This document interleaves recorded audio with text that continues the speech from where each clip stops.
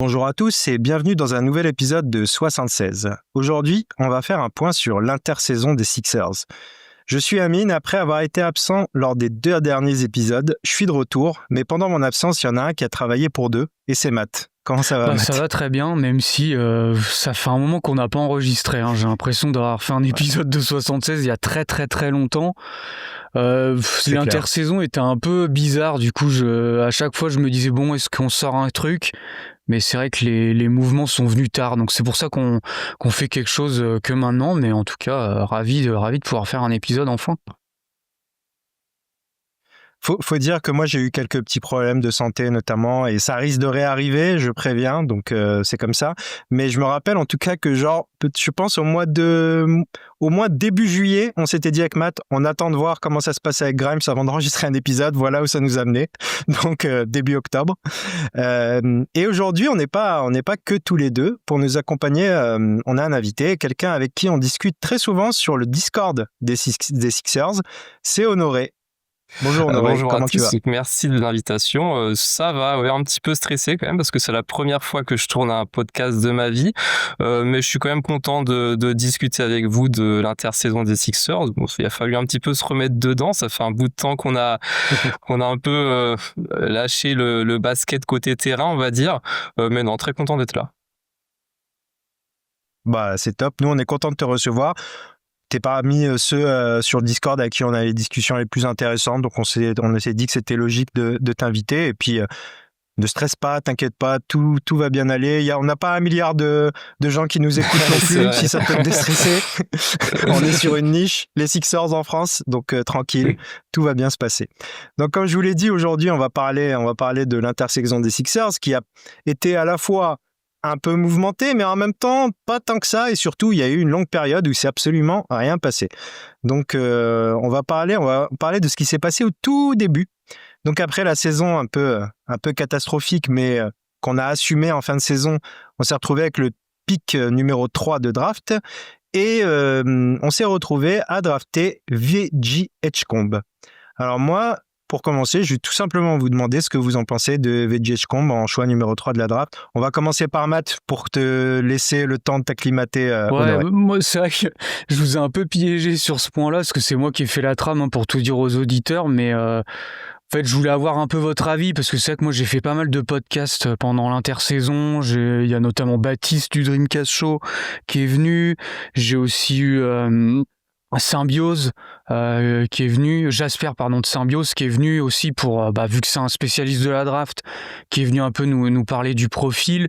Après c'est vrai que moi j'ai pas mal regardé de ces matchs à Baylor.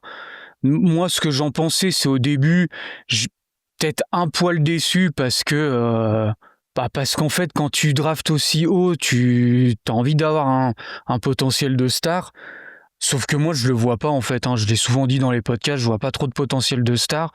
Après, c'est vrai qu'en me posant un peu plus, je me suis dit, bon, en vrai, quand t'enlèves Dylan Harper et Cooper Flagg, finalement, tous les autres choix, est-ce que t'as vraiment un potentiel de star ? En fait, je crois pas vraiment.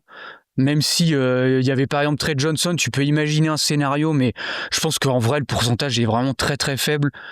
Et un peu Con Knuppel, le choix un peu que beaucoup d'entre nous, j'ai l'impression, auraient aimé, mais c'est un peu pareil. Je me dis, est-ce que finalement t'as un si gros potentiel que ça ? Moi, c'est ça qui me faisait un peu penser à Desmond Bane, mais c'est pareil. Est-ce que le pourcentage qui devienne un joueur comme ça, il est si grand que ça ? Peut-être pas. D'ailleurs, j'écoutais Guillaume débriefer un peu avec Baptiste la draft. Quand ils en parlaient, Guillaume, quand Baptiste lui énonçait un peu le profil, il disait, mais moi, ça me fait penser à Luke Kennard. J'ai dit en vrai c'est pas complètement faux. Ouais. Donc bon, tu te dis si c'est peut-être même le scénario le plus probable, tu vois, que ce soit un joueur un peu à la Luke Kennard. Donc je me dis au final, bon, t'as VJ Edgecombe qui est un joueur qui, je pense, a peut-être pas un plafond si haut que ça, mais je pense qu'en vrai le potentiel d'échec, il est peut-être pas si énorme, tu vois. Je pense qu'en vrai, t'as un role player qui peut devenir vraiment en plus un role player élite dans son rôle, mais au moins je pense que l'échec est pas si grand que ça. Donc au final, si t'as un joueur qui contribue et qui contribue en tout cas rapidement, mais où il y a pas ce taux d'échec là, au final, t'auras pas si mal drafté que ça au final. Ouais, je suis assez d'accord. J'étais très déçu quand on l'a drafté. Clairement, je pense que toi un peu aussi, mais tu commençais à t'y faire, Matt, quand on commençait à savoir à peu près que ça allait être ça. Moi, j'étais quand même très déçu par le profil qui, je pense, n'était pas forcément le profil le plus nécessaire. Maintenant, entre-temps, je me suis fait à l'idée, surtout que ça a l'air d'être un bosseur, il y a beaucoup de qualités. Et puis, comment dire, c'est comme tu l'as dit, en fait, c'est à peu près assuré que ce sera un role player pendant 10-15 ans en NBA sans problème, quoi. Avec, pourquoi pas, peut-être quelque chose qui pourrait se passer de bien. Toi, Honoré, qu'est-ce que tu en penses de la draft de VJ? Alors, sur le choix d'Edgecombe, le premier abord, je me suis dit que c'était un choix quand même surprenant parce que c'est un prospect avec un plancher qui est élevé, mais le plafond est finalement pas si éloigné du plancher. On est quand même à l'aube d'une reconstruction dans, je pense, 1 ou 2 ans. Donc je m'attendais à ce qu'on aille sur un prospect à un plafond plus élevé, quitte à se planter complètement, ça peut arriver, mais au moins on prend le risque. Maintenant, dans la draft 2025, je ne sais pas si vraiment ce joueur existait. Enfin, à partir du pick 3, je veux dire. Donc à partir de là, c'était une question de choix, en fonction de quels critères Daryl Morey souhaitait mettre en avant. Et puis j'ai l'impression qu'il y a un critère qui a l'air de beaucoup compter pour lui et que nous, on ne voit pas de notre côté, c'est l'éthique de travail. Et à ce niveau-là, tous les retours qu'on a pu lire sont vraiment très bons pour Edgecombe. Et c'était un peu déjà le cas pour Maxey McCain. Donc je me dis pourquoi pas, on pourrait avoir une surprise positive. Et puis si c'est pas le cas, on aura à minima un joueur positif sur plusieurs années. Donc pourquoi pas. Oui, je suis assez d'accord. En fait, je pense qu'on est tous assez d'accord sur le sujet. Bon, moi, pour revenir à ce que disait Matt au début, j'avais eu un petit coup de cœur sur Con Knuppel, justement, franchement. Même si, effectivement, ce sera pas forcément son plafond, c'est pas forcément Desmond Bane, mais déjà, le joueur qu'il est actuellement dans le profil, juste dans le profil, c'est ça qui me plaisait plus, capable de porter un peu plus la balle, ce genre de choses. Mais finalement, Edgecombe, je le connaissais assez peu et j'ai pas assez suivi la draft pour vraiment avoir un avis réel. Je me fiais beaucoup à ce que me disait Matt, justement, sur le sujet.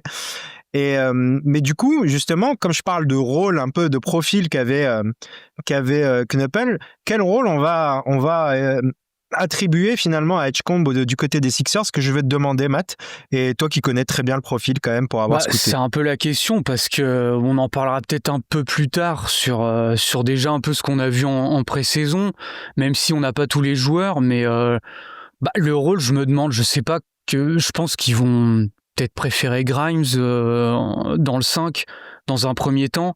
Je serais pas étonné non plus qu'il y ait pas mal de line-up finalement à 3 guards. Je crois que de toute façon Nick Nurse n'aura pas trop le choix parce que tu vas être obligé d'aligner Maxey, Grimes et sûrement Edgecombe. Je vois bien des minutes où les trois devront être là. Alors ce sera peut-être pas le 5 de départ, mais en tout cas dans les minutes, dans les matchs.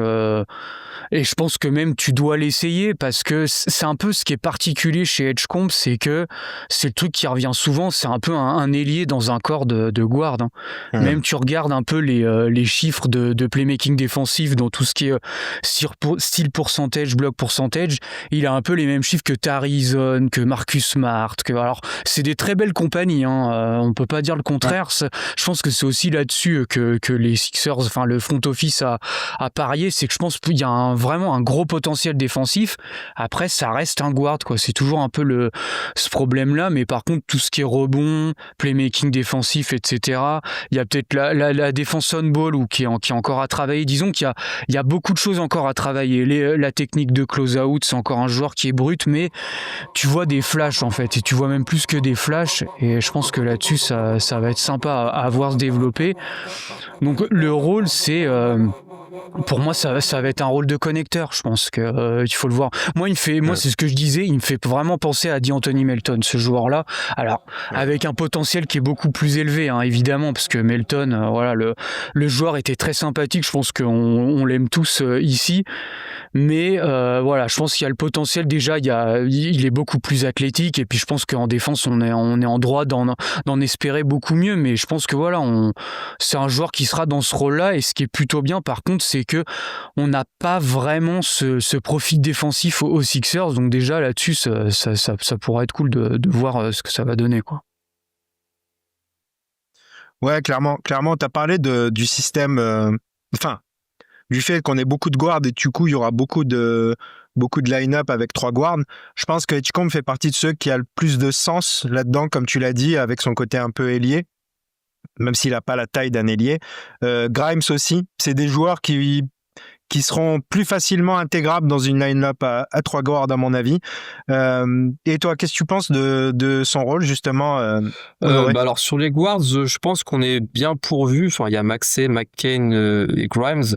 Donc, je pense pas qu'il soit titulaire. Mais derrière, il devrait quand même avoir ses 20-25 minutes par match dès le début de saison parce que c'est un joueur qui n'a pas vraiment de compromis. Alors, défensivement, on sait que c'est souvent compliqué pour les rookies, mais bon, il a quand même été drafté pour ça, donc puis je pense qu'il devrait s'insérer quand même dans la défense collective de Nurse. Ça devrait pas être notre défenseur du point of attack, mais dans la défense collective, oui, j'ai assez confiance. Après, offensivement, à mon avis, il aura assez peu le ballon en main. J'ai peur que ça se limite à un jeu off-ball avec beaucoup de catch and shoot. Bon, pour son développement, c'est pas forcément terrible, mais alors pour l'équipe, il faudra voir. Moi, j'espère juste qu'il sera suffisamment efficace, parce qu'on sait que c'est souvent ça qui pêche chez les jeunes guards. Ce serait bien qu'ils descendent pas forcément en dessous de 95 ou par là de true shooting plus, parce qu'en dessous, je pense qu'on passe à un autre seuil d'inefficacité qui est un peu préjudiciable à l'équipe. Mais sinon, à mon avis, ça sera un bon joueur de rotation dès ses débuts. Oui, je pense qu'il y a des chances qu'il soit 6-7e homme au moins, en fonction de qui est présent aussi, parce que les blessures du côté des Sixers, on ne sait jamais comment ça arrive. Mais oui, je pense 6-7e homme, ce sera à peu près son rôle. Alors ensuite, il y a eu des signatures ou re-signatures, ce genre de choses, lors de notre intersaison. En premier, on va parler de ce qui fâche un peu, Laurie, Eric Gordon, tous les deux de retour. Matt, qu'est-ce qu'on en pense ? En plus, Kyle Lowry, je sais pas, il a été signé en tant que consultant. Je sais pas, là, je pense que ça en dit long sur son rôle. Oui, il est adjoint de Nick Nurse. Alors après, c'est pas plus mal parce que autant l'année, c'était à la trade deadline d'il y a 2 ans, 1 an et demi, on va dire qu'il arrive. Son rôle était cool et il y en avait encore dans le moteur, surtout en défense. Par contre, c'est vrai que la saison dernière, c'était catastrophique. Là, tu sentais vraiment que le déclin, il y avait plus rien. Déjà qu'en attaque, il y avait plus trop de jus. Alors, même en défense, j'ai trouvé qu'il y avait plus grand chose, quoi. Je pense qu'il a été re-signé pour un rôle de mentor et puis comme tu dis un peu pour dans le rôle d'assistant de Nick Nurse. Je pense pas qu'il aura énormément de minutes, surtout vu le rôle de consulting qu'il a signé avec ses Prime Video en plus, il me semble. Mais et après pour Gordon, en fait, c'était attendu parce que ce qu'il faut savoir, c'est qu'il a été signé sur 2 ans et en fait, il a décliné sa player option pour revenir à un salaire moins cher. Donc en fait, c'est des histoires de salary cap, mais c'est pas il a décliné pour nous faire plaisir et on n'était pas obligé de le signer. C'est clairement un truc c'est une négociation, je pense, qui a été fait avec le front office. Et le front office a dû venir le voir en lui disant ce serait bien que tu déclines ta player option, comme ça on te re-signe moins cher. Et toi tu reviens, t'as un contrat et puis nous ça nous arrange, comme ça ton salaire est moins élevé, même si c'est 1 ou 2 millions. On sait que la taxe est chère à notre cher propriétaire, donc je pense que ça a été négocié comme ça. Mais après sur la valeur terrain, et puis ici je pense qu'il y a aussi une autre chose, c'est un Bahaméen comme VJ Edgecombe, donc je pense que ça aussi ça a peut-être un peu joué, il va pouvoir aussi avoir ce rôle de mentor pour VJ, donc pour toutes ces raisons je pense que ça a été signé. Après sa valeur sur le terrain, bon, il y a eu quelques matchs sympas l'année dernière où son shoot à 3 points avait fait du bien, avec Maxi pour un peu lui servir de shooter off-ball, à une passe près. Il était souvent utilisé comme ça. Donc peut-être un peu un petit rôle par-ci par-là, mais on a tellement de joueurs sur ces postes-là que je pense pas qu'il ait un très gros rôle. En tout cas, moi, j'espère qu'il aura pas non plus un très gros rôle. Peut-être des minutes quand il y aura des blessures, mais si ça pouvait ne pas être plus, ce serait très bien, franchement. Oui, clairement. Moi, ni l'un ni l'autre ne me dérange en vérité. À partir du moment où Nurse ne pète pas un plomb et décide de faire jouer Laurie parce qu'il l'adore. Ouais. Mais à partir de ce moment-là, rien ne me dérange parce qu'Eric Gordon, clairement, on le voit, hein, c'est un 10, 11e homme qui sera pas dans la rotation et qui jouera quand il y aura des blessés, comme tu as dit. Donc, pour moi, ça me dérange pas. Et toi, Honoré? Alors, je vais commencer par Eric Gordon parce que parmi le trio de vétérans qu'on a un peu, Laurie, Gordon, et puis je rajoute aussi Drummond qui a signé aussi, il avait une player option, c'est le seul à mon sens qui pourrait avoir un petit apport sportif, même si on sait que c'est à la marge, voire très à la marge, parce que juste il shoot bien. Il a eu un bon passage l'année dernière, c'était le mois de janvier, hein, j'ai noté 52% à 3 points sur le mois, et puis même sur l'année, il est à 40%, donc au final, il a quand même apporté un moment où le spacing était compliqué dans l'équipe, donc je me dis qu'il peut avoir un petit apport même marginal,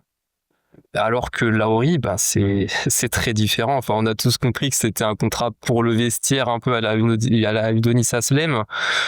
Tu l'as dit, Matt, il a signé chez Amazon Prime. Hein, donc c'est que même lui, dans son esprit, il a tourné la page. Hein, c'est un demi-joueur, on va dire.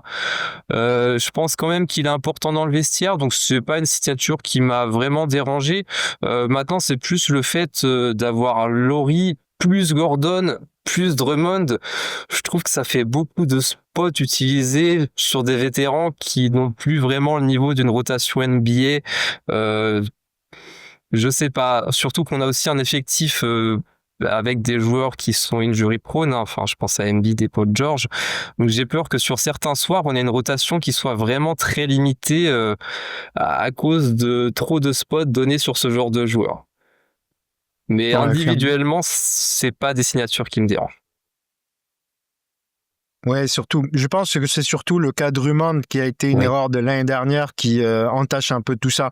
Parce que si t'as pas Drummond en plus, 2 spots occupés par 2 vétérans, dont un qui peut apporter vraiment de temps en temps, ça va. C'est pas une catastrophe, mais c'est le fait qu'on ait toujours Drummond, on ait toujours ce contrat en plus qui, mine de rien, tu pourrais avoir un bon joueur à sa place pour la valeur de son contrat. Donc, c'est ça 5 qui gêne millions, le plus. c'est le prix d'Yabusele. Voilà, c'est une très bonne transition pour parler de celui qui est parti. Onyx, Guerschon Yabusele, qu'est-ce que vous en pensez? On va commencer par Honoré cette fois-ci pour changer un petit peu. Alors Yabusele, je viens de le dire, du coup 5 millions, je pense que c'est à peu près son prix. Enfin, à ce tarif-là, je l'aurais bien gardé, mais il fallait pas aller beaucoup plus haut, je pense. En attaque, il a montré qu'il était vraiment intéressant. Enfin, c'est un bon joueur de post-up. Et puis le shoot, évidemment, il a quand même shooté à 38% à 3 points sur 4 tirs par match. Donc le volume est franchement intéressant pour un intérieur.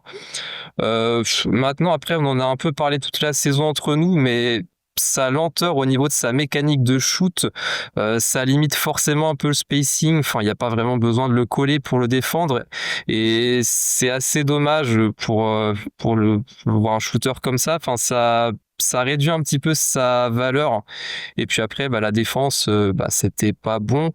On l'a vu jouer quelques mois et puis je sais même toujours pas quelle est la meilleure façon de l'utiliser parce que c'est un intérieur de petite taille qui ne défend pas bien le cercle et qui n'est pas très mobile non plus. Donc pour une régulière, je suis assez convaincu qu'il a un rôle à jouer, mais sur une série de playoffs, j'attends de voir.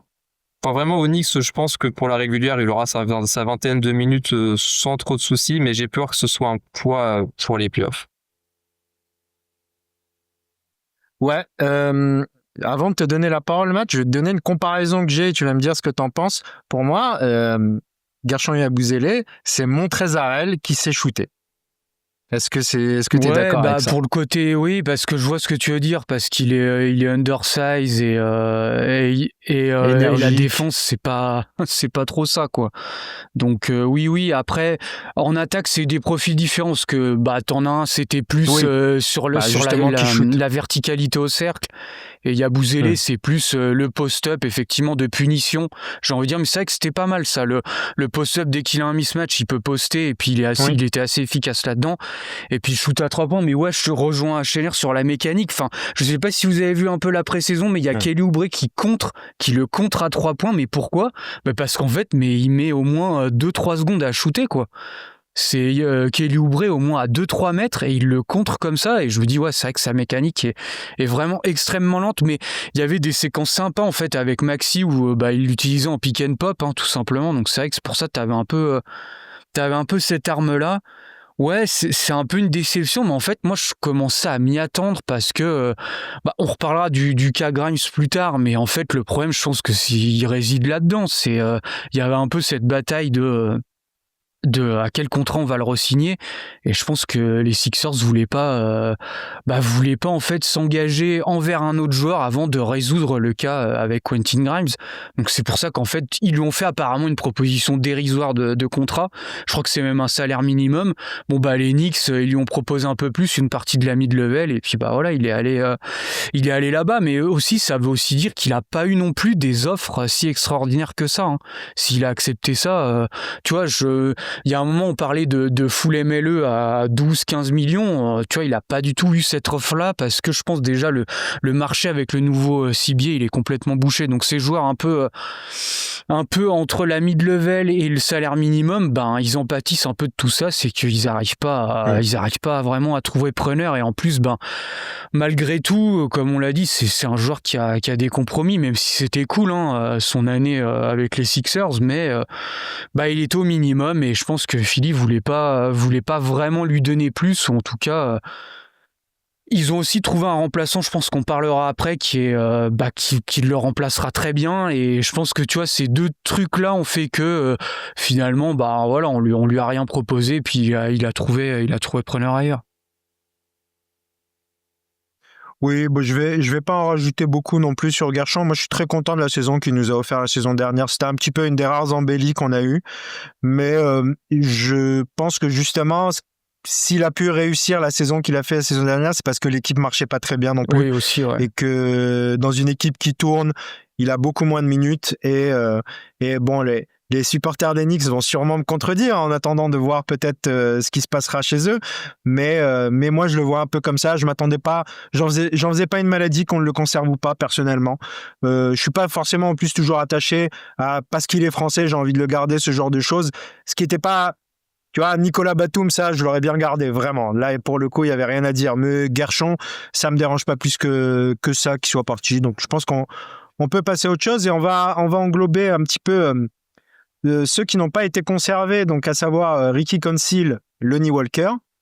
Et puis, on va parler un peu en même temps de Jabari Walker et de Barlow qu'on a signé en two-way.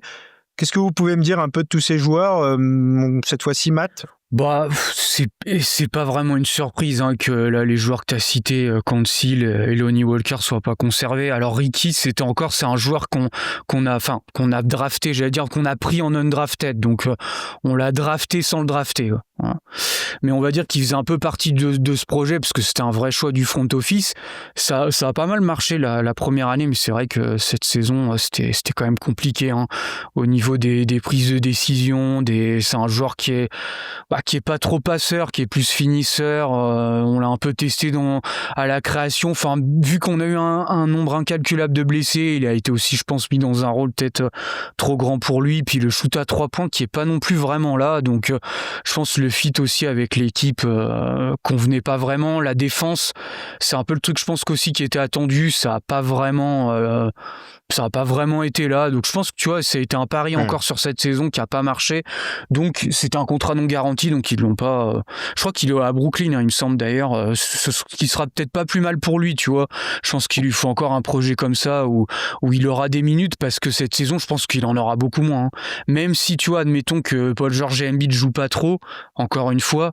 Là, je pense ce sera beaucoup quand même malgré tout beaucoup plus garni, donc il aura moins de minutes. Donc voilà, je pense que c'est pour ça qu'il n'a pas été conservé. Et puis Walker, il avait été prêt à la trade deadline, un peu comme un test, mais déjà on n'était pas très emballé. Je me rappelle quand on avait fait le podcast quand on l'avait pris, parce que c'est un trou noir en fait. Il fait pas de passe, c'est un peu le même rôle que Kelly Oubre. Donc déjà qu'on a Kelly Oubre, si tu viens rajouter un joueur comme ça, pour la synergie collective, c'est pas top.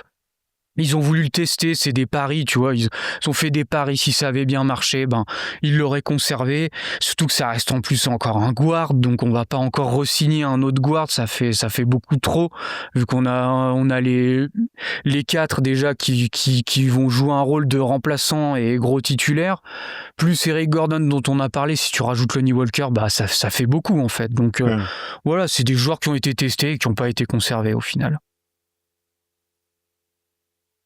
Et toi, Honoré, qu'est-ce que tu penses de ces joueurs qu'on n'a pas conservés? Alors, les deux joueurs, je trouve ça bien de les traiter ensemble parce qu'ils ont tous les deux un même gros défaut, c'est la vision du jeu.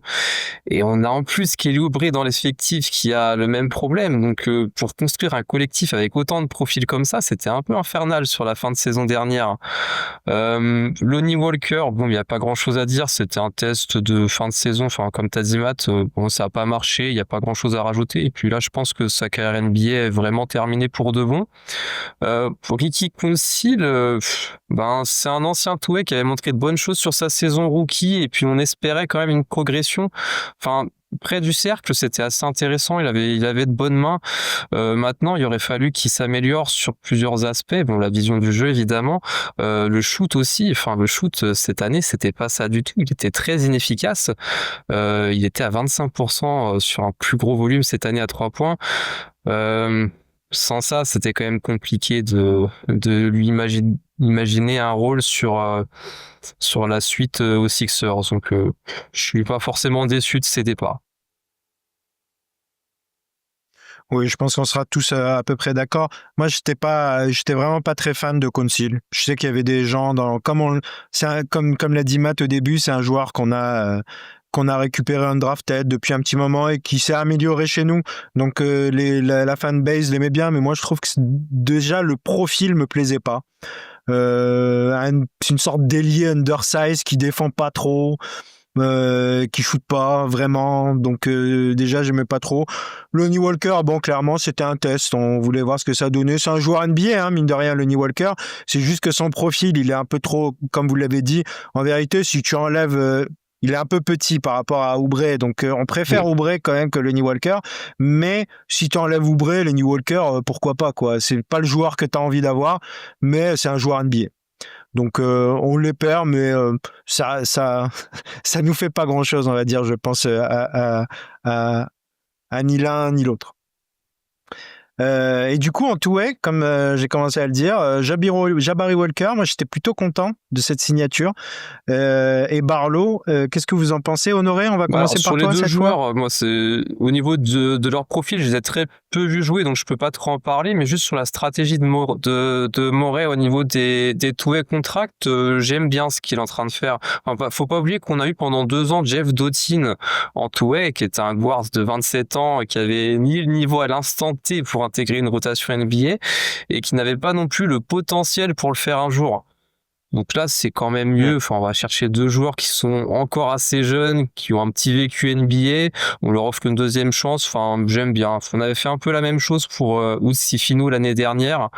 Au final, il n'a pas eu de contrat derrière, mais c'est le genre de pari à tenter. Et puis on a aussi Hunter Salis pour le dernier spot two-way. Et ça, c'est un joueur de la draft 2025 qui n'a pas été drafté et qu'on a récupéré. Et comme on l'avait fait pour Council et Edwards, ils ont signé un contrat NBA derrière. Donc encore une fois, on tente des paris. Ça a peu de chances de réussir, mais si on a un seul des 3 qui vient gratter un peu de minutes dans la rotation, on sera déjà très heureux. Donc j'aime bien ce que Morey a fait à ce niveau-là. Oui, en termes de scouting, de toute manière, Morey, quand il trouve des joueurs un peu inconnus comme ça, c'est pas pour rien. Même si, de toute manière, au prix que ça coûte et en tout-way comme ça. De toute manière, si ça marche pas, c'est pas un problème. Mais on a souvent des bonnes surprises.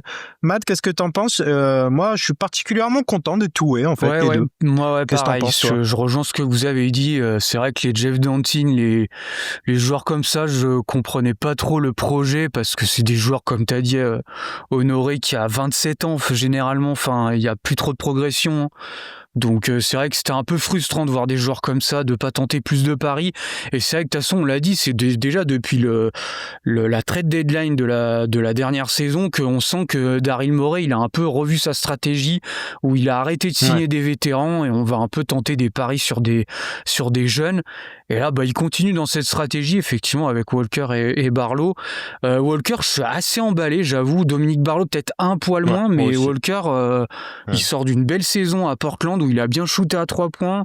Il y a un vrai potentiel défensif, je pense, à aller gratter. En plus, c'est un ailier. On en manque cruellement, donc si ça peut un peu se traduire à un niveau au moins de rotation qui soit remplaçant, ça pourrait être vraiment sympa. En plus, il va apporter aussi dans le rebond ou aussi les ailiers défensifs bons rebondeurs, c'est un peu le profil qu'on n'a pas, donc ouais, j'avoue, j'en attends pas mal de lui. J'espère quand même qu'il aura des minutes, quoi. Il aura peut-être pas non plus 20-25 minutes, mais je sais pas, une petite 15-20 minutes, ce serait quand même sympa de le tester parce que comme dit, c'est des joueurs qu'on n'a pas, des profils qui nous manquent. Donc si en saison régulière, on pouvait un peu les tester, ça pourrait être cool. Parce que si t'en as un des deux, tu vois, qui marche, t'auras réussi ton pari, en fait, hein, tout simplement. Clairement. Moi, je me pose la question. Alors, sans faire injure à Kelly Oubre, il apporte des choses. Je dis pas qu'il n'apporte rien. Il apporte des choses. Il apporte du scoring. Il apporte d'une certaine manière une agressivité, une verticalité aussi.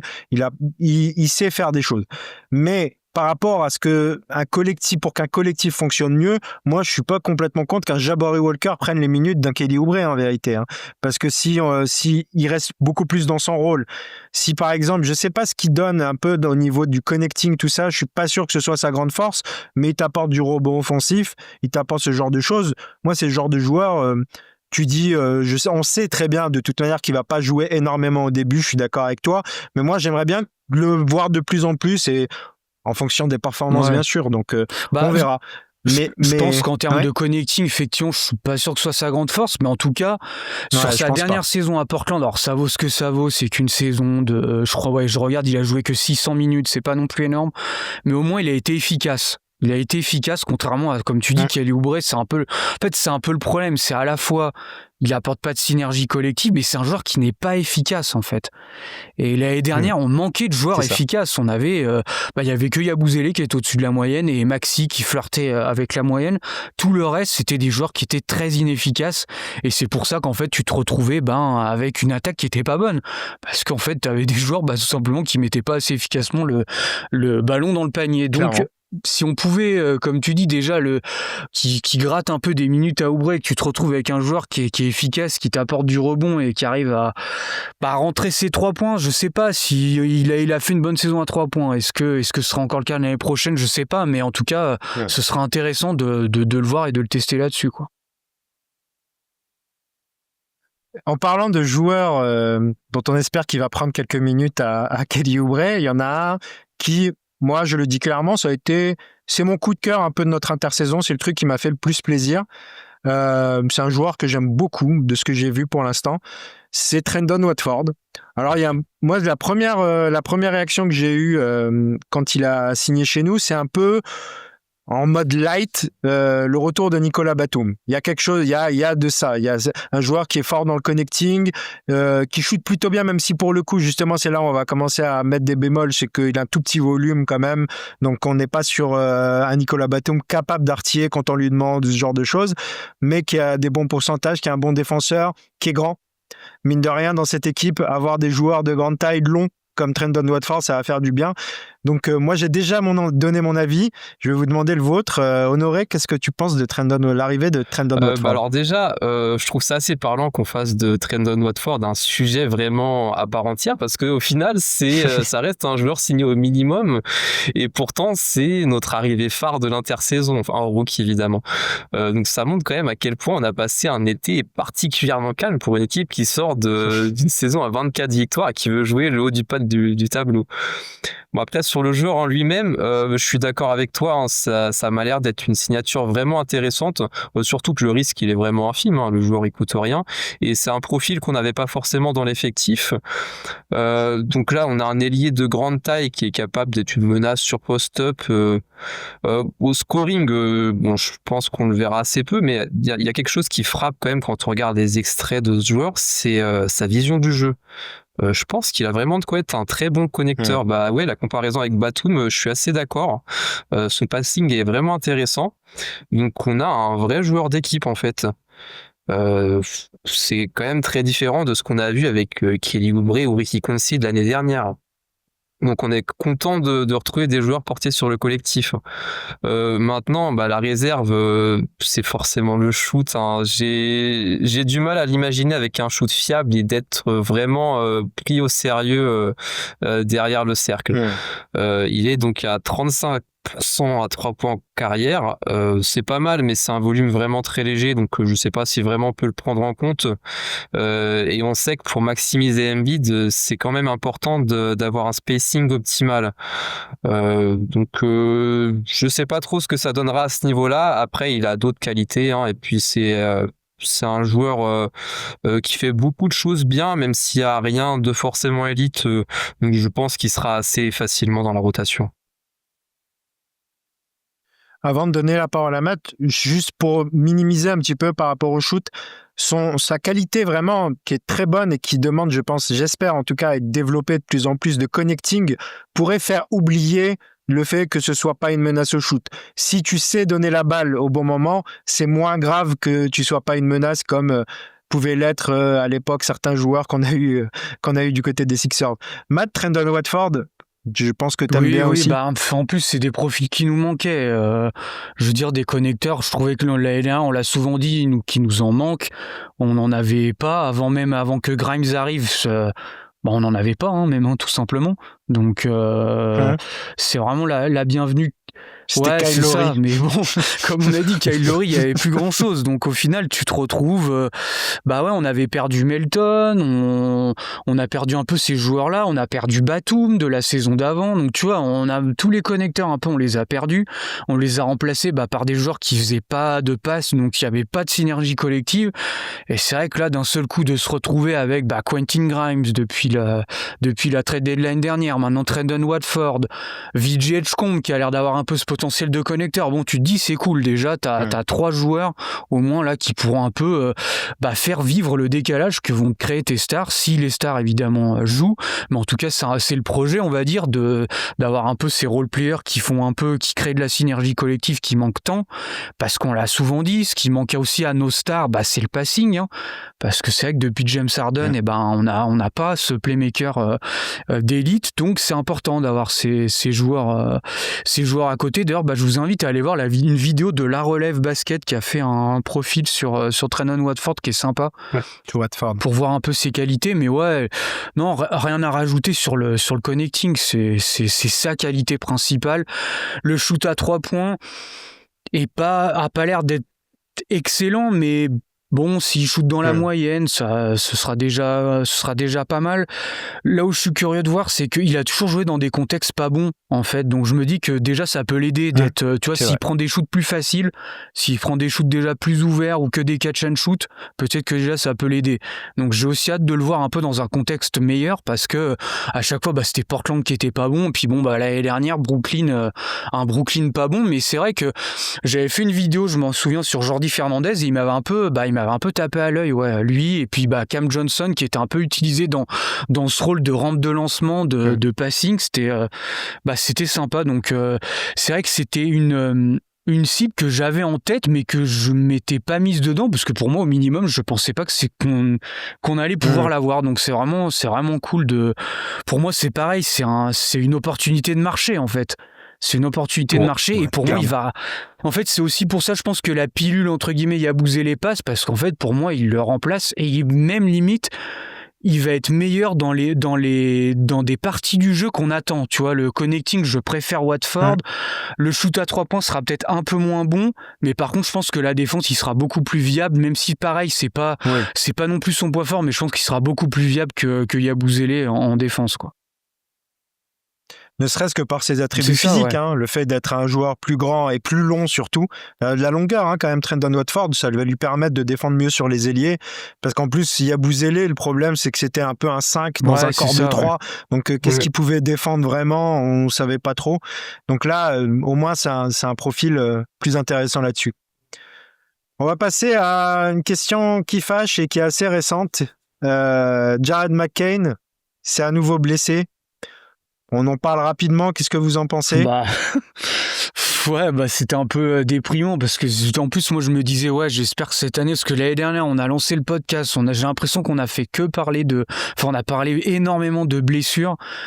J'espère que cette année ce sera pas encore le cas, et là quand tu vois la news qui tombe, c'est vrai que c'est con, parce que en plus ce qui est dommage, c'est que tu vois, on l'a vu très peu au final, on a vu des choses très prometteuses, mais en fait on reste un peu sur notre faim, parce que on l'a pas assez vu, quoi. On a vu des flashs parce que c'est vrai qu'il y a eu des choses hyper impressionnantes, des drives sur des défenseurs élites, Jonathan Isaac, des joueurs comme ça, sur Amen Thompson aussi, où il lui drive dessus, il lui fait une feinte, enfin tu vois, je me disais quand même c'est pas rien, mais le truc c'est que tu l'as vu que sur 3-4 matchs, et t'aurais aimé en voir plus, et malheureusement il s'était fait cette blessure au genou, et là en plus c'est un peu pas de chance, quoi. C'est à l'entraînement où il se blesse au pouce. Alors après c'est à relativiser, je veux dire, ça a pas l'air d'être une blessure très grave, il s'est déjà fait opérer, il va manquer vu qu'il s'est blessé pendant l'intersaison, il va manquer 2 semaines de saison régulière, donc bon, on va le revoir quand même rapidement, donc c'est relou, on va dire, mais voilà, c'est pas non plus très grave, c'est pas comme si c'était refait une blessure comme le ménisque où c'était une saison blanche, là ça aurait été catastrophique, quoi. Oui, j'ai pas grand chose à rajouter avec ce qu'a dit Matt, je suis globalement d'accord. C'est pas une blessure si grave que ça, mais disons que c'est une blessure sur une autre blessure, enfin ça commence à faire beaucoup et c'est assez frustrant. Donc j'espère qu'on le retrouvera quand même assez vite. Ouais, puis tu disais que on n'avait pas plus ou moins notre meilleure recrue, enfin notre recrue la plus clinquante, c'était Watford. Les recrues, c'était un petit peu McCain, c'est un peu est-ce que Embiid, Paul George au niveau, tout ça, c'est un peu ça les recrues. Donc si on a une qui se blesse déjà, ça commence un peu mal au niveau du moral. Mais effectivement, la blessure est pas si grave, on espère qu'on le reverra vite. Comme l'a dit Matt, l'échantillon est court. Et on a envie de voir plus pour confirmer que ce qu'on a bien vu est bien son niveau et qu'il va pouvoir progresser et peut-être être une belle surprise finalement, Jared McCain. Et donc, c'est tout ce qu'on attend de voir et de sa part. Il y a un autre cas, et celui-là, c'est le cas qui a duré tout l'été. Et ça, c'est le cas de l'intersaison des Sixers. C'est le cas Quentin Grimes. Alors, et finalement, ça a pris fin quand ça ? Le premier, du coup, avant la semaine dernière. C'était le premier, c'est ça ouais.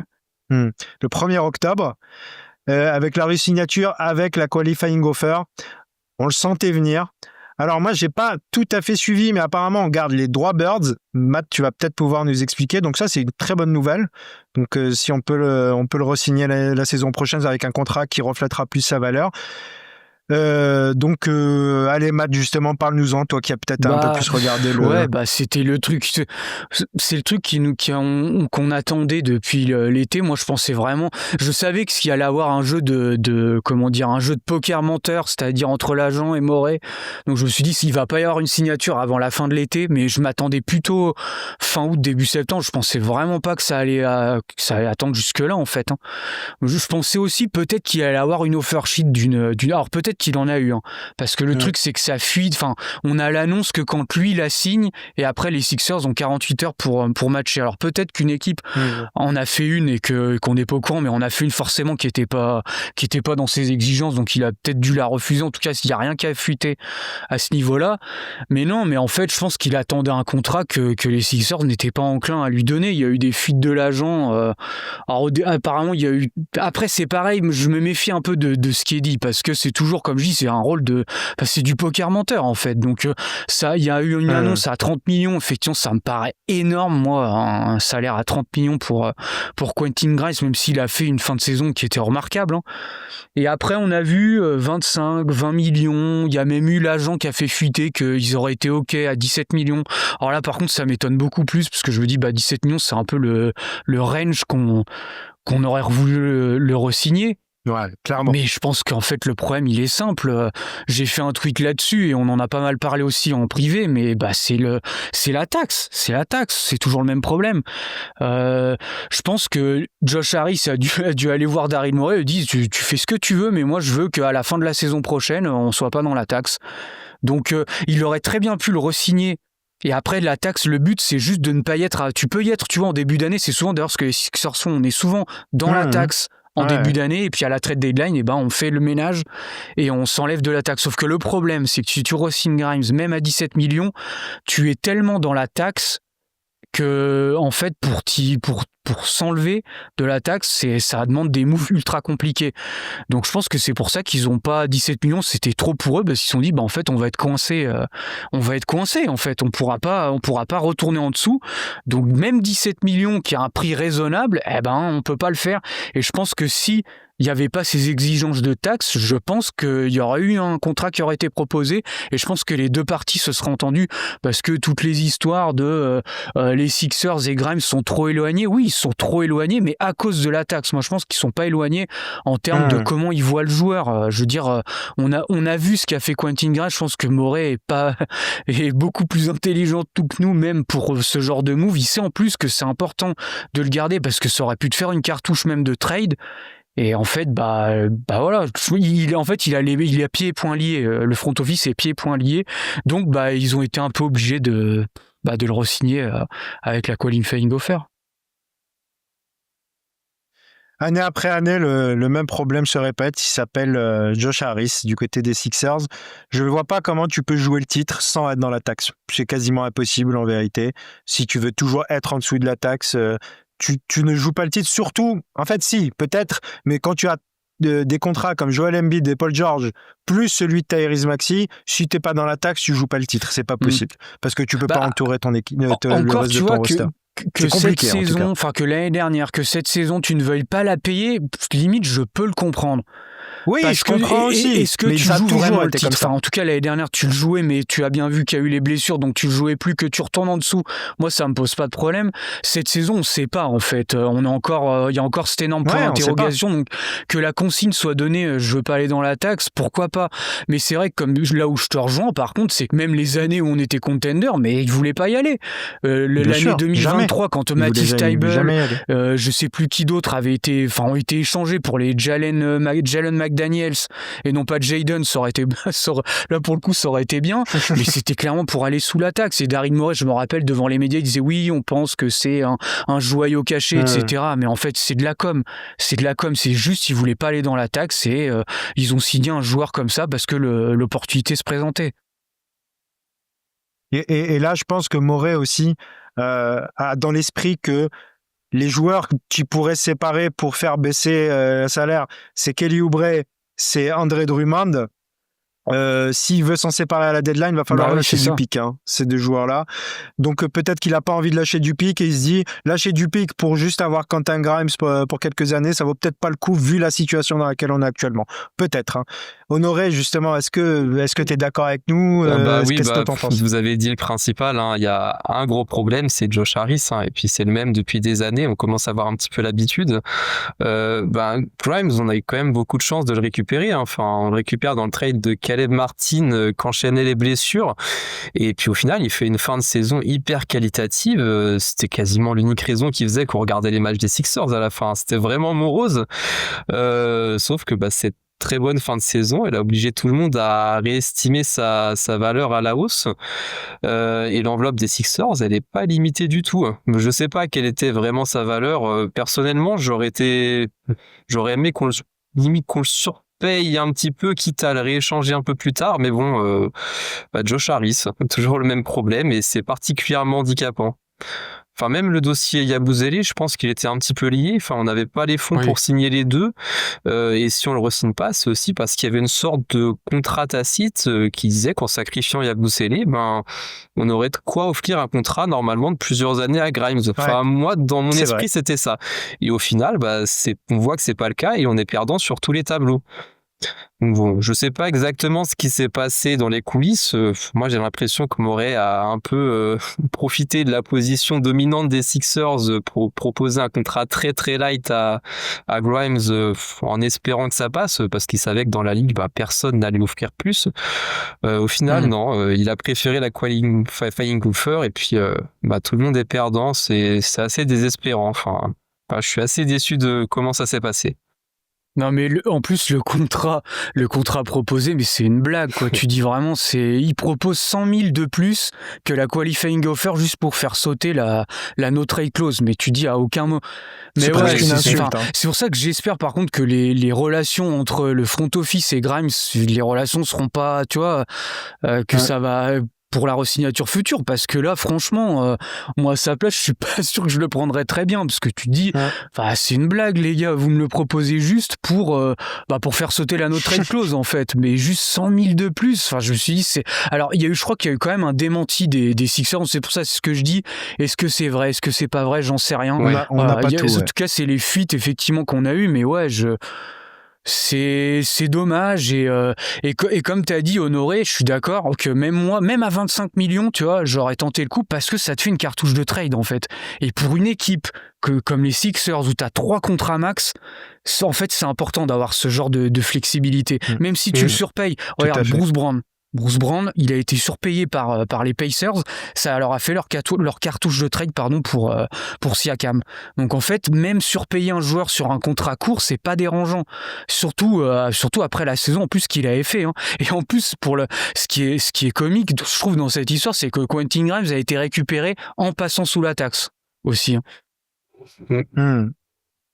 Et puis 25 millions, si c'est sur un contrat par exemple fixe, tu vois, dans 3 ans, c'est plus surpayé. Ça, ouais. Parce que aujourd'hui, c'est, on va dire, Quentin Grimes au niveau du profil, c'est la crème de la crème du role player. Le seul inconvénient qu'il a, c'est qu'il n'a pas 5 cm de plus, quoi. Il ferait 5 cm de plus, ça serait vraiment la crème des role players. Mais et justement, pour parler de la taille un petit peu, quel rôle il va jouer un petit peu d'après vous, Quentin Grimes? Ça reste un guard. On a que ça maintenant finalement, à part Joel Embiid et Paul George. Honoré, toi, tu penses que ça va s'articuler comment avec Grimes qui a priori, il sera dans le 5 majeur, donc je suis pas sûr qu'il ait beaucoup de volume de jeu, parce que il y a quand même Embiid, même l'année dernière, avec tous les soucis physiques qu'il a pu avoir, il était quand même encore à 34% d'usage. Ça reste énorme. Maxey, pareil, il était quasiment à 30%, je crois.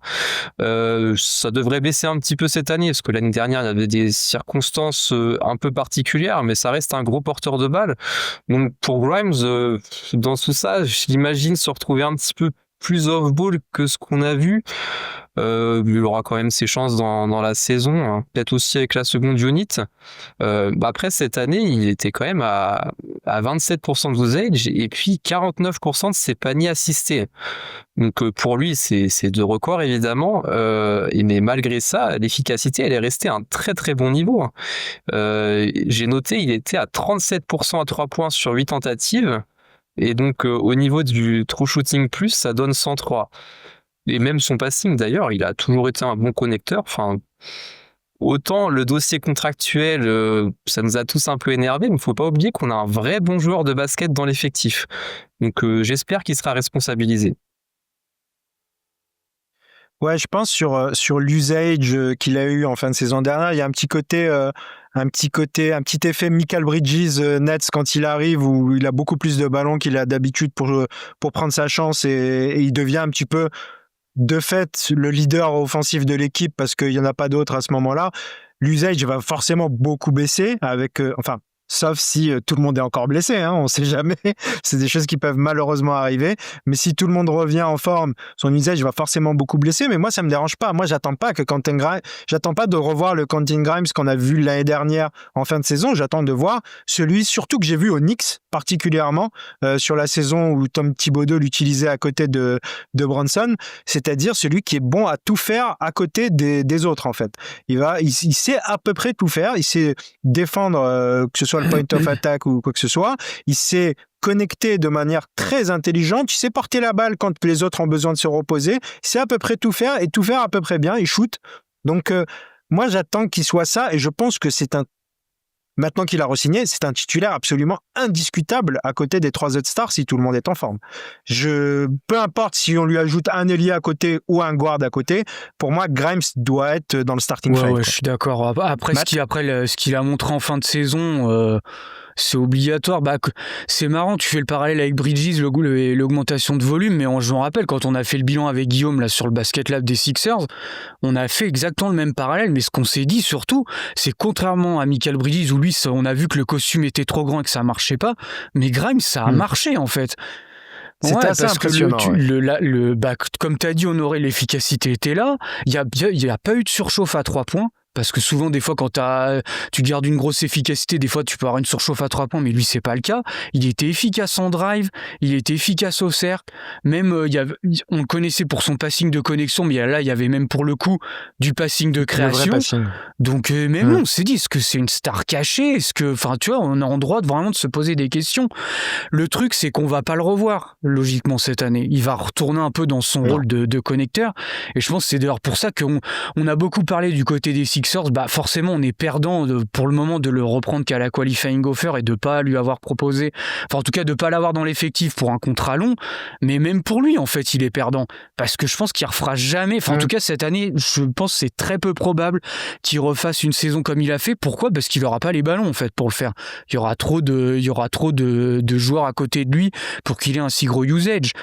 Et pour en revenir au rôle qu'il va avoir cette saison, moi je suis d'accord, pour moi il doit être titulaire, hein. C'est comme dit, après ce qu'il a montré, c'est obligatoire. Puis en fait c'est tellement le rôle que tu as envie d'avoir à côté des gros créateurs que t'es obligé de l'avoir. Je pense à mon avis, moi je pense qu'il sera dans le 5 à côté de Maxi, à voir qui vont. On va encore, t'auras Maxi, Grimes, Paul George, Embiid, avoir le 5e titulaire, toujours un peu ce point d'interrogation. Il y aura, j'ai l'impression que Nurse partira avec Oubre, peut-être qu'il y aura du Edgecombe, ce sera à voir, mais en tout cas lui, pour moi la question ne se pose pas. Pour moi il est titulaire à 100%. Oui, indiscutable, je pense aussi. Ouais. Oui, vas-y, Non, mais je suis d'accord avec vous. Enfin, en fait, pour moi, il n'y avait même pas de discussion sur le 4e titulaire. C'était vraiment sur le 5e où là, pour le coup, il y a beaucoup de possibilités. Hein.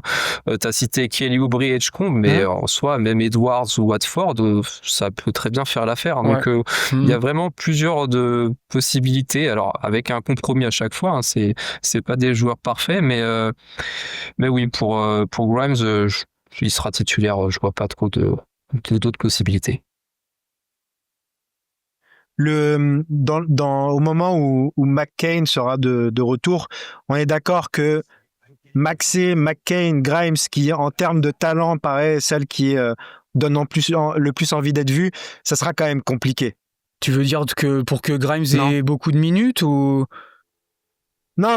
Je veux dire le trio de guard pour starter. Maxi, McCain, Grimes, c'est quelque chose qui n'est pas vraiment envisageable d'un point de vue défensif et d'un point de vue taille. C'est surtout le repasse en attaque. Bon, en attaque, oui, mais le problème, c'est mais ça, c'est sûr que c'est la problématique, en fait. C'est que, déjà, rien que Maxi t'enlève, même si, admettons, on avait, encore, si t'es comme les Cavs, tu me diras, ils le font bien avec Mitchell et Garland. Mais, ils sont très grands au niveau du front de courte. Maxi, McCain, c'est déjà compliqué. Le truc, c'est que les deux sont quand même undersize, mine de rien. Donc c'est vrai que, et puis les deux peuvent être des cibles défensives. Donc déjà rien que d'imaginer des minutes avec les deux, je pense quand même qu'il y en aura. Je serais pas étonné, parce qu'en plus on a vu que Nurse l'année dernière, il avait pas peur de faire ça. Même des fois je comprenais pas trop, où on avait même des Eric Gordon au poste 3 avec Maxi et encore un autre guard, c'était assez bizarre. Donc peut-être qu'on aura quand même des minutes là-dessus, mais sur le long terme, ça me paraît compliqué. Même Maxi et McCain, défensivement, sachant qu'en plus t'as quand même un trou à l'aile, malgré tout, avec tout ce qu'on a cité, tu vois. C'est ça. T'as des profils sympas, Trendon Watford, Jabari Walker, mais tu vois, c'est pas des mecs. T'as Paul George, qui est sûr, évidemment, ce sera un starter. S'il est pas blessé, on espère. Mais c'est vrai que à part ça, déjà tu sais pas trop qui tu vas avoir. Donc c'est sûr qu'aligner Maxi et McCain en même temps, non, moi ça me paraît compliqué pour tenir défensivement. Ouais. Oui. On a qu'un seul vrai starter à l'aile. C'est ça qui complique un peu tout ça. C'est ça. Alors là, je vais vous laisser parler sur la dernière partie qu'on va aborder parce que moi, j'ai pas regardé. Je n'ai pas regardé, désolé, les 2 matchs de pré-saison. Je suis un mauvais élève, mais je l'assume. J'attends la vraie saison pour commencer à regarder, moi, généralement. Donc, on va faire un petit tour avec vous deux sur vos observations sur ces 2 matchs. Honoré, vas-y, commence, vu que moi, j'ai Matt pas vu les 2 non plus. J'ai vu que le premier contre New York. Collectivement, c'était pas très beau. C'était un peu un laboratoire, ce match.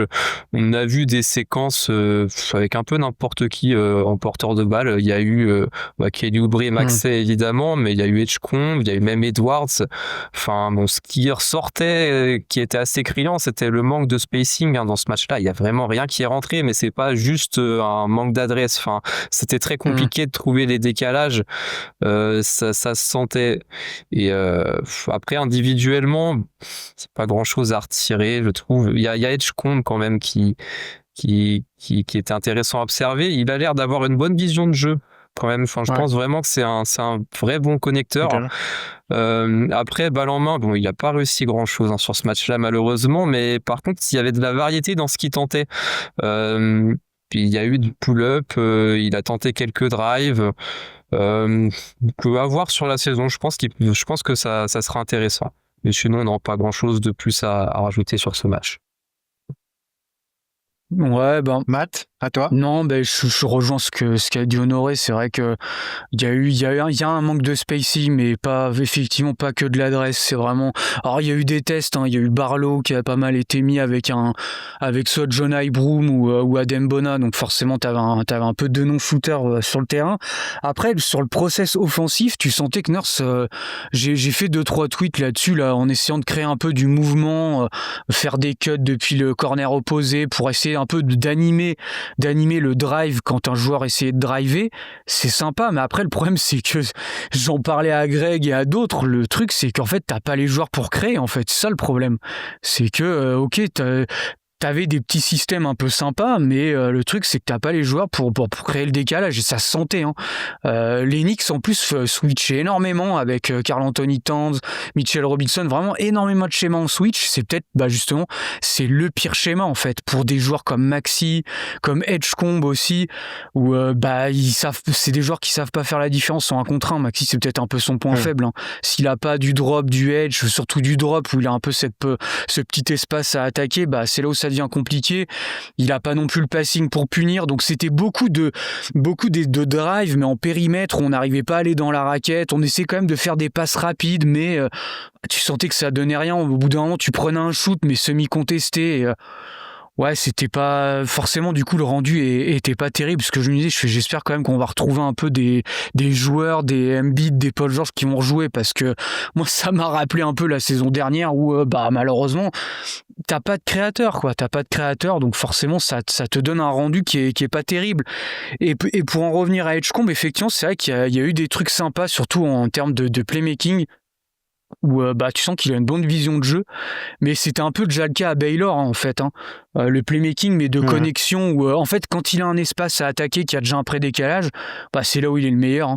Soit il arrive à finir fort au cercle, soit il arrive à arriver dans la raquette, vu qu'il arrive à attaquer rapidement, puis là il a une bonne vision de jeu, donc c'est cool de voir ça, c'est vraiment sympa. La défense, ça dépend, il y a des fois c'était un peu brouillon, il tentait des paris, comme j'ai dit, la défense on ball c'est encore un travail, mais je trouve quand même que il a fait 2 bons matchs, mais en fait, on l'a vu aussi. Il a des fois été testé en porteur de balle principal. Tu sens que il a pas les qualités en fait. Il a pas les qualités, mais on l'a pas drafté pour ça aussi. Donc moi, j'ai pas été surpris. Hein. C'est pour ça que c'est ce que je disais un peu. Je répondais à 2-3 tweets où il disait Edgecombe va faire du bien aux Sixers. Je suis d'accord, mais je dis par contre le fantasme de porteur de balle principal. C'est normal qu'on le voit pas parce qu'il est jeune, mais je trouve que même de le voir dans le futur, ça peut arriver, mais moi j'ai beaucoup du mal à le voir parce que il y a un handle qui est pas assez bon, il y a une finition au cercle qui est pas assez bonne. En fait, il faudrait que les planètes soient alignées pour que son développement aille dans ce sens-là. Mais j'ai envie de dire, c'est pas grave. Si déjà tu as un connecteur fort défenseur, ce sera déjà très bien. Oui, bien sûr. Oui, pour prendre l'exemple, j'ai pas vu les matchs encore, hein, donc moi là je reviens sur ce que tu dis sur Edgecombe. Prendre l'exemple de la saison dernière, tout simplement, McCain, on s'est vite rendu compte, alors que c'est pas un top 3 de draft, mais on s'est vite rendu compte que il avait ça en lui. Et du coup, Edgecombe, moi je suis sur la réserve. On verra. Après, des fois, on a des progressions surprenantes dans l'histoire de la NBA. Elles sont rares, mais il y a des progressions parfois surprenantes de joueurs qui ne sont pas des porteurs de balles et qui en deviennent. Donc, on verra. S'il a envie vraiment de se développer là-dessus et que c'est un travailleur, peut-être qu'il y arrivera. Hein. On verra. Est-ce que j'ai oublié de citer quelque chose dans cette... Est-ce que vous avez quelque chose, un dernier mot à rajouter sur cette intersaison ? N'hésitez pas. Écoute, je pense qu'on a fait le tour. De toute façon, comme on a dit, c'était calme. Aussi, à part vraiment, c'était la re-signature de Grimes, le sujet principal. Après, il y avait un truc que je m'étais noté, peut-être tu vois, par rapport à la re-signature de Grimes. J'ai vu beaucoup de reproches qui ont été faits à Daryl Morey de la part de la fanbase, parce que forcément, après, je peux comprendre que c'est une déception. Moi, le seul truc que je lui reprocherais entre guillemets, et pourquoi en fait tu te retrouves dans cette situation-là à pas le re-signer, c'est tu l'as d'ailleurs évoqué, Amine, en début de podcast, mais en fait c'est d'avoir signé Drummond sur 2 ans. Je pense que là il a fait une erreur, et de signer. Alors la re-signature d'Oubre était sorti de la saison sur un contrat minimum de la saison là où il a été re-signé, et il avait fait une bonne saison, donc je comprends qu'on puisse le re-signer, mais c'est pareil, on l'a re-signé à 7 millions sur un contrat de 2 ans avec une player option, et c'était évident qu'il allait la prendre, et je pense que moi, elle est là l'erreur, parce que Oubre, il est même à 8 millions cette saison, Drummond, il est à 5 millions, ça te fait 13 millions, ces 2 joueurs prennent 13 millions dans ton contrat, tu te dis que si tu ne leur avais pas proposé que 1 an et que tu as vu 13 millions, du coup en dessous de la taxe, en plus du salaire de Grimes, peut-être que là, tu aurais été en position de lui proposer un contrat. Et c'est peut-être là, en fait, où c'est dommage, où tu t'es un peu... Je trouvais que c'était pas utile, en fait, de proposer à ces joueurs-là 2 ans de contrat. Tu leur proposais 1 an et à la rigueur, une team option en 2e année. Comme ça, tu pouvais la décliner et t'avais la main. Et là, tu t'es retrouvé avec 2 joueurs où t'avais pas la main, en fait. C'était évident que les 2 allaient prendre leur player option. Et du coup, voilà pourquoi aussi on en est là. Et c'est peut-être le petit reproche, moi, que j'aurais à faire à Morey, ouais. Honoré, comment s'est passée cette première participation ? J'espère qu'on te retrouvera d'autres fois, vu que ça, pour moi, à mon avis, ça s'est très bien passé. Donc toi, qu'est-ce que c'est ton ressenti ? J'espère aussi revenir. Non, ça s'est très bien passé. Je pense qu'on a fait quand même un tour d'horizon qui était plutôt exhaustif. Donc j'espère que ça vous plaira. Et que le rendu sera bon. Non, j'ai pas grand-chose d'autre à rajouter. Très bien. C'est pas nécessaire non plus. Matt, t'es le seul qui est actif sur le basket en dehors de 76 parmi nous 3. Où est-ce qu'on te retrouve ? Sur Twitter, toujours. Il y a les threads, puis sur ma chaîne YouTube aussi où je fais des débriefs. Je pense qu'en plus, là, vu que la NBA va reprendre ça. Moi, je sais pas si ça va intéresser les auditeurs, mais j'ai fait pas mal de WNBA, mais en tout cas, la NBA revient bientôt, donc sera retrouvé, et pas que sur les Sixers. Je vais faire toujours de la NBA en général.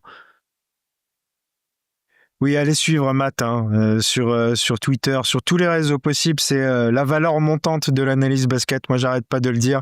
Donc, il a pas assez de gens qui le suivent. Moi, je suis désolé. On est quasiment au même niveau. Moi, je mérite pas autant que lui. Donc, allez-y, allez le chercher. Et puis nous, bah voilà, hein, c'est la fin de l'épisode. J'espère qu'on va se retrouver dans moins longtemps que la dernière fois, l'écart entre les 2 derniers épisodes.